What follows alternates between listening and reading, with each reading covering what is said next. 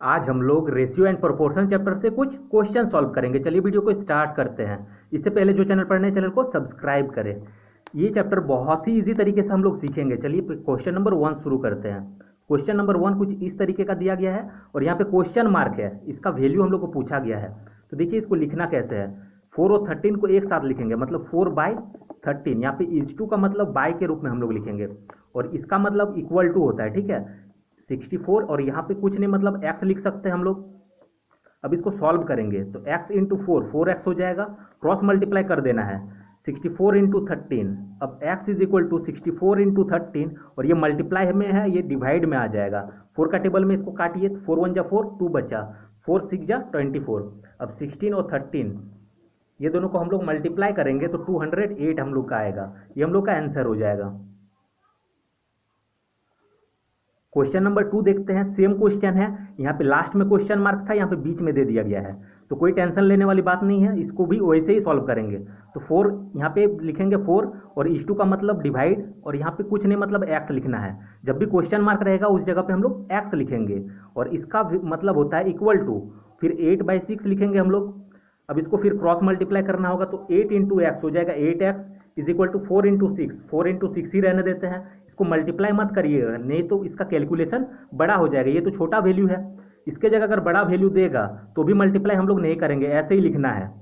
x is equal to 4 into 6 divided by 8। ये multiply में है, डिवाइड हो जाएगा। 4 का टेबल में 2 बार में और 2 का टेबल में 3 बार में, तो x का वैल्यू हम लोग का 3 आ गया। ये 3 हम लोग का आंसर हो जाएगा। क्वेश्चन नंबर 3 देखते हैं। इसमें थोड़ा सा अलग क्वेश्चन दिया गया है, ठीक है। इसको हम लोग पहले इसमें कन्वर्ट कर सकते हैं, लेकिन कन्वर्ट नहीं करेंगे, हम लोग डायरेक्ट बनाएंगे। 9 तथा 16 का मध्य अनुपाती, मध्य मतलब होता है मिडिल, ठीक है, मध्य समानुपाती पूछा गया है। तो देखिए मध्य मतलब क्या हो गया, 9 और 16 लिखना है और इसका मध्य मतलब ये वाला वैल्यू पूछा गया है। तो यहाँ पे हम लोग कुछ नहीं मतलब x मानेंगे और इसको हम लोग कुछ इस तरीके से लिखेंगे। 9 और x को एक साथ लिखेंगे, मतलब 9/x हो जाएगा, ठीक है। इक्वल टू देके ये दोनों को फिर एक साथ लिखेंगे, x/16। कुछ इस तरीके से हम लोग को लिखना है। ये दोनों को एक बार एक साथ लिखें, फिर ये दोनों को एक बार एक साथ लिखें और इक्वल टू दे देना है। अब इसको सॉल्व कर देना है हम लोगों को। तो जब इसको सॉल्व करेंगे तो देखिए x इंटू एक्स स्क्वायर हो जाएगा और 9 इंटू 16। अब स्क्वायर अगर हटाएंगे हम लोग तो रूट चढ़ जाएगा। अब देखिए x इज इक्वल टू √9 से अगर निकालेंगे तो 3 निकलेगा और इसका 4 निकल जाएगा। तो x इज इक्वल टू 3 4 जा 12। ये 12 हम लोगों का x का वैल्यू आ जाएगा। क्वेश्चन नंबर 4 देखते हैं। ये दिया गया है 4 और 6 का तृतीय समानुपाती, तृतीय मतलब थर्ड वाला, ठीक है। तो देखिए 4 है और 6 है। इससे पहले वाला क्वेश्चन मतलब क्वेश्चन नंबर 3 में मध्य पूछा गया था, तो मध्य मतलब दोनों का मिडिल था। इसमें पूछा गया है 4 और 6 का तृतीय समानुपाती, तृतीय मतलब तीसरा वाला। तो ये 1 हो गया, ये 2 हो गया और ये तीसरा हो गया, ठीक है। ये वाला पूछा गया है। तो इसको हम लोग कैसे सॉल्व करेंगे, देखिए यहाँ पे ऐसे कर देना है और यहाँ पे x लिखना है।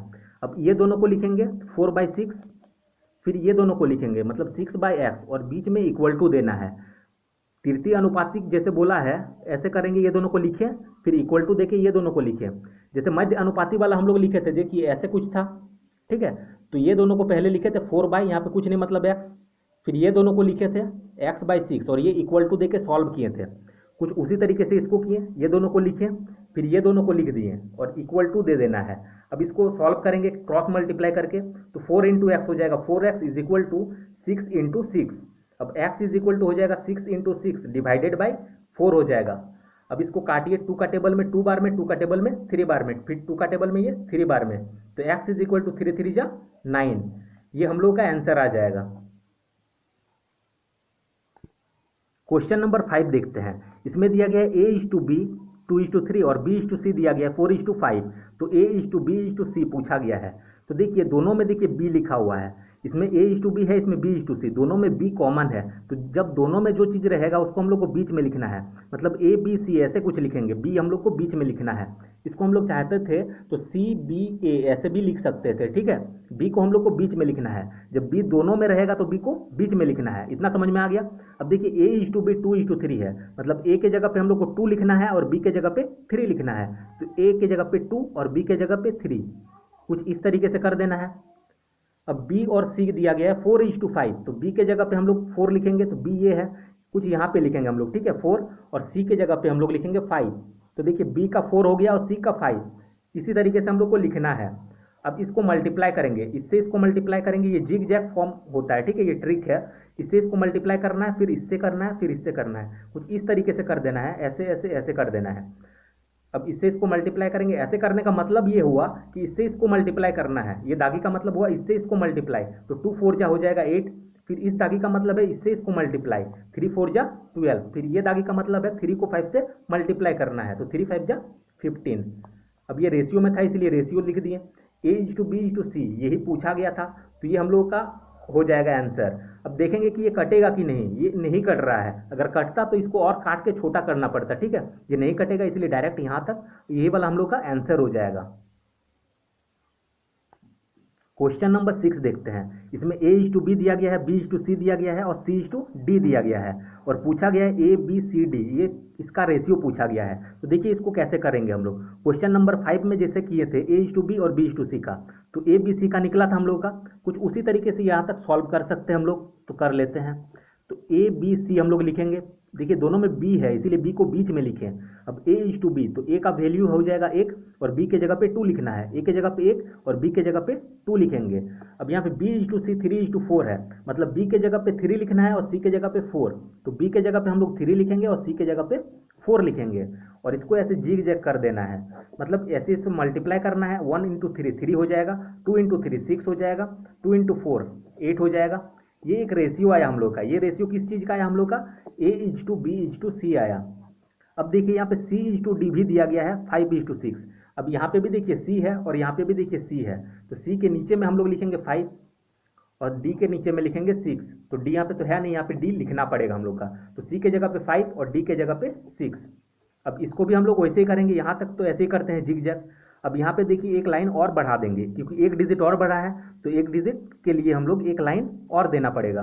अब इसको सॉल्व करेंगे, तो दागी का मतलब आप लोग को पता ही है कि इससे इसको हम लोग को मल्टीप्लाई करना पड़ेगा, ऐसे एक दागी आ रहा है मतलब इससे इसको मल्टीप्लाई, तो 3 × 5 हो जाएगा 15, फिर 6 5 जा 30, 8 5 जा 40 और 6 8 जा 48। अब हम लोग देखेंगे कि ये सब क्या किसी टेबल से कटेगा, तो देख रहे हैं नहीं कटेगा, तो हम लोग का A/B/C/D का रेशियो इतना आ गया 15 30 40 और 48, ये हम लोगों का आंसर हो जाएगा। क्वेश्चन नंबर 7 देखते हैं। इसमें दिया गया A/B और B/C, तो A/C का पूछा गया है, ठीक है। इसको हम लोग दो तरीका से बनाएंगे, पहले हम लोग जो तरीका अभी सीखे उससे पहले सॉल्व कर लेते हैं। तो देखिए इसमें भी B है और इसमें भी B है, तो B को हम लोग को बीच में रखना है, और A/B है तो पहले A लिख लेते हैं और फिर C लिख लेते हैं, तो A/B और B/C हो जाएगा, A/B और B/C। तो A और B का दिया गया है 2:3 और B और C का दिया गया है 4:5, तो B के जगह पे 4 और C के जगह पे 5। अब ऐसे कर लेना है हम लोगों को, तो 2 4 जा हो जाएगा 8 और 4 3 जा 12 और 3 5 जा 15, कुछ इस तरीके से आएगा हम लोगों का। और यहाँ पूछा गया A/C, मतलब पहले A को लेना है और C को, तो A का हम लोग का 8 है, तो A के जगह पे हम लोग 8 लिखेंगे और C के जगह पे 15 लिखेंगे, यहाँ पे C का 15 दिया गया है। यही हम लोगों का देखिए अनुपात में पूछा गया, ये हो जाएगा। ये पहला तरीका था, जिस तरीके से हम लोग सॉल्व किए वही था। अब थोड़ा सा इसके लिए हम लोग दूसरा तरीका भी फॉलो करेंगे, क्योंकि इससे वो तरीका से ज़्यादा फास्ट सॉल्व होगा। तो देखिए जब ऐसा रहे तो A/B को हम लोग A/B लिख सकते हैं और B/C को B/C लिख सकते हैं, दोनों को बस मल्टीप्लाई कर देना है। मल्टीप्लाई करने से देखिए ये दोनों कट जाएगा, हम लोग का A और C ही बचेगा, ठीक है। बच रहा है हम लोग का क्या, A और C। तो देखिए यहाँ पे हम लोग कर देते हैं वैसे ही, A और B है तो A और B के लिए 2/3, फिर मल्टीप्लाई B और C के लिए 4:5, बस दोनों को मल्टीप्लाई करेंगे। अब देखिए मल्टीप्लाई जब करेंगे हम लोग तो कट नहीं रहा है, तो 4 2 जा हो जाएगा 8 और 3 5 जा 15। तो ये देखिए 8 क्या होगा, ये B तो कट गया था, मतलब A ऊपर में बचा था, तो ऊपर वाला क्या हो जाएगा A और नीचे वाला क्या हो जाएगा C। तो A/C हम लोग लिख सकते हैं 80:15। तो ये दोनों तरीका को माइंड में रखना है, क्योंकि दोनों तरीका बहुत ही बेसिक तरीका है। क्वेश्चन नंबर 8 देखते हैं। इसमें दिया गया है A= 3/5B और A/B का पूछा गया है, तो हम लोग इजी से निकाल सकते हैं। A दिया गया है और B देखिए इधर मल्टीप्लाई में है, तो इक्वल टू के इस पर आएगा तो B डिवाइड में हो जाएगा, इधर आएगा तो डिवाइड में चल जाएगा। इज इक्वल टू जो वैल्यू दिया गया उसको लिख देते हैं सेम टू सेम 3/5। इसका मतलब क्या है, इसको हम लोग रेशियो में लिख सकते हैं A/B, और वही इसको भी हम लोग रेशियो में लिख सकते हैं 3:5। तो यही पूछा गया है A/B, तो ये हम लोग का आंसर हो जाएगा। क्वेश्चन नंबर 9 देखते हैं। इसमें दिया गया 1/4A = 1/6B, A/B पूछा गया है, तो ए है ही, इसको ए लिख लेते हैं, इसको सेम टू सेम उतार लेते हैं। इधर देखिए मल्टीप्लाई में है तो इधर आएगा तो डिवाइड में चल जाएगा, इज इक्वल टू 1/6 है तो 1/6 लिख दिए। अब ये देखिए डिवाइड में है तो इस पार आएगा तो मल्टीप्लाई में चल जाएगा, और 1 को अगर लिखेंगे डिवाइड में तो कोई फर्क नहीं पड़ेगा, ठीक है। ये समझने के लिए आप लिख सकते हैं, ये नीचे आ जाएगा और ये ऊपर चल गया, ठीक है। अब इसको मल्टीप्लाई करेंगे तो a/b इज इक्वल टू हम लोग लिख सकते हैं 4 × 1 4 ही हो जाएगा 6, तो 2 × 2 = 4 2 × 3 = 6। अब a/b हम लोग लिख सकते हैं 2:3, ये हम लोगों का आंसर हो जाएगा। क्वेश्चन नंबर 10 देखते हैं।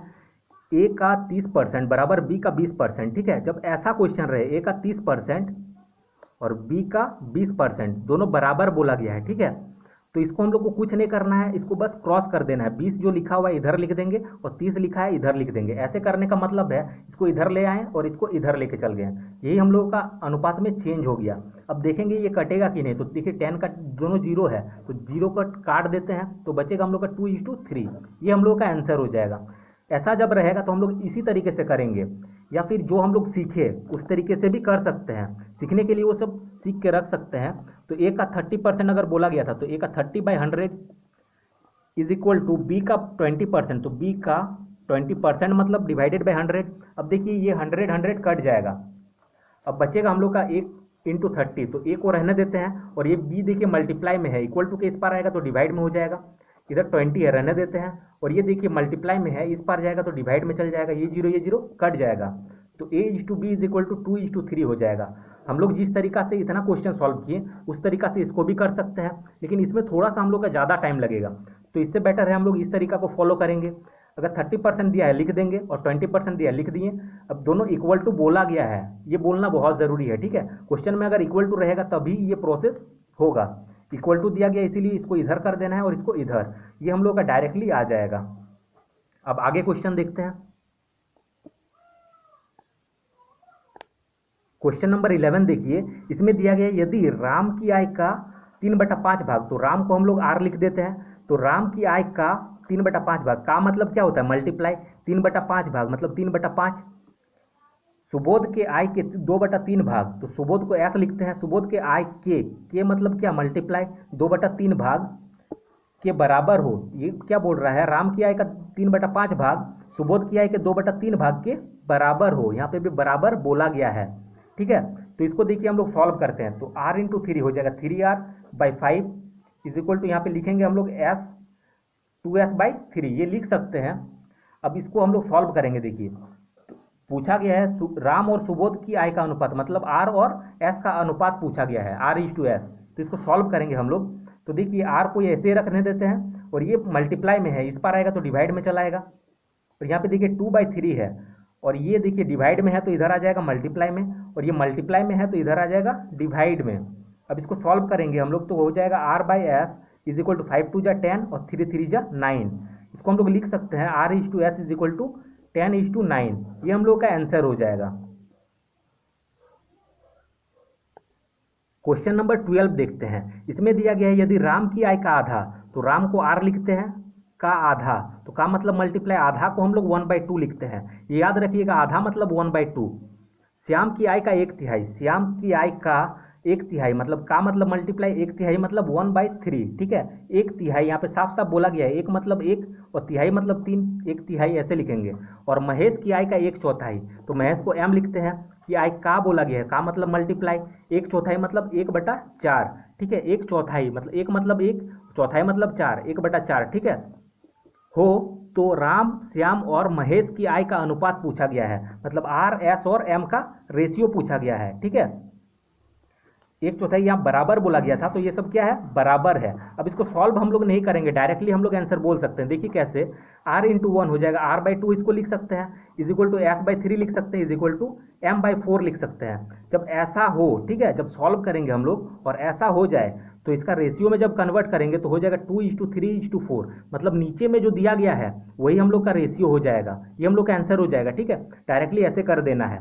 अब आखिर ऐसे ही क्यों करेंगे उसको हम लोग सीख लेते हैं, हम लोग जो बेसिक तरीका सीखे उसी से हम लोग इसको सॉल्व कर सकते हैं। तो देखिए इसको अभी मत देखिए, ठीक है, इतना को हम लोग अभी देखेंगे, इसको सॉल्व कर सकते हैं जैसा कि पिछला क्वेश्चन में हम लोग बनाए।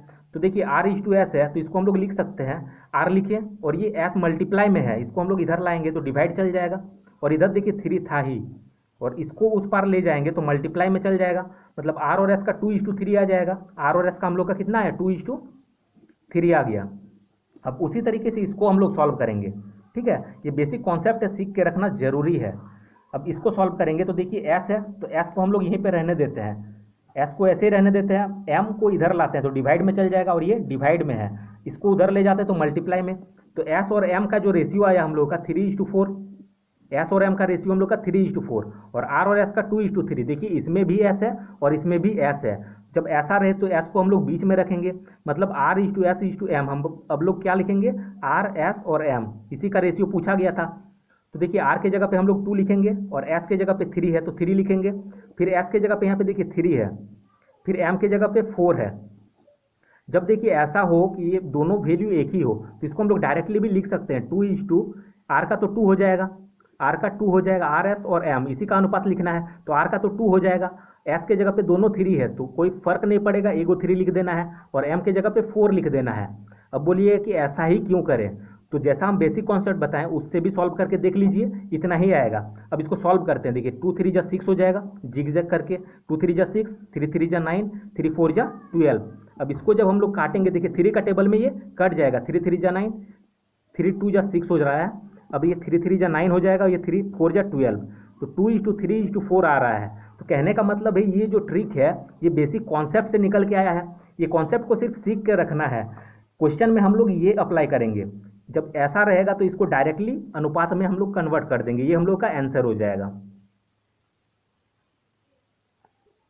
क्वेश्चन नंबर 13 देखते हैं, इसमें दिया गया है यदि राम की आय का दुगना, तो राम को आर लिखते हैं, दुगना बोला गया है तो 2r, ठीक है, दुगना मतलब r×2 भी लिख सकते हैं हम लोग, का दुगना मतलब मल्टीप्लाई करना है 2 से, ठीक है।